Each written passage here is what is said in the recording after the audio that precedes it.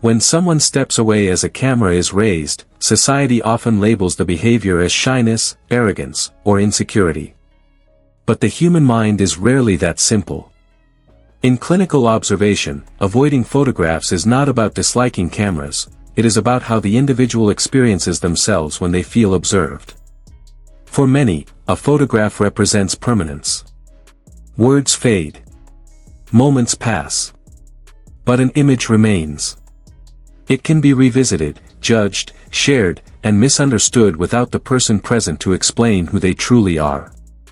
This permanence triggers discomfort, especially in individuals whose self-image has been shaped by criticism rather than affirmation. In the human psyche, the face is not just a physical structure, it is identity. When someone avoids being photographed, they may be avoiding the anxiety of seeing themselves as an object rather than a living, changing person. A mirror allows control. A photograph removes it. Often, this behavior has roots in early emotional experiences.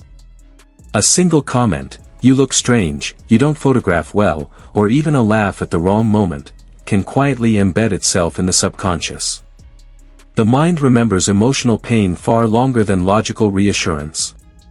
Each camera then becomes a reminder, not of the present moment, but of a past wound.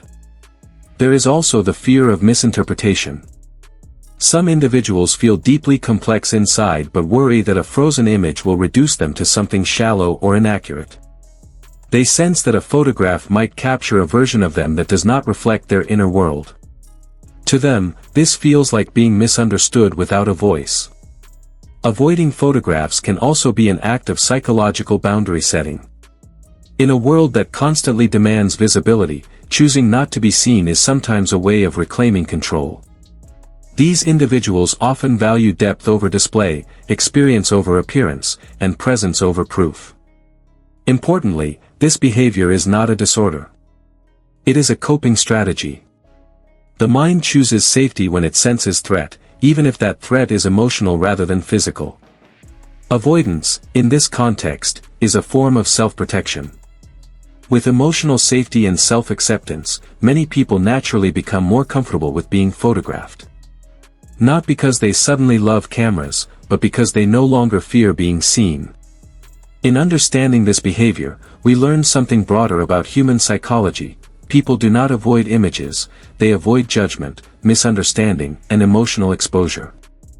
When those fears soften, the camera loses its power.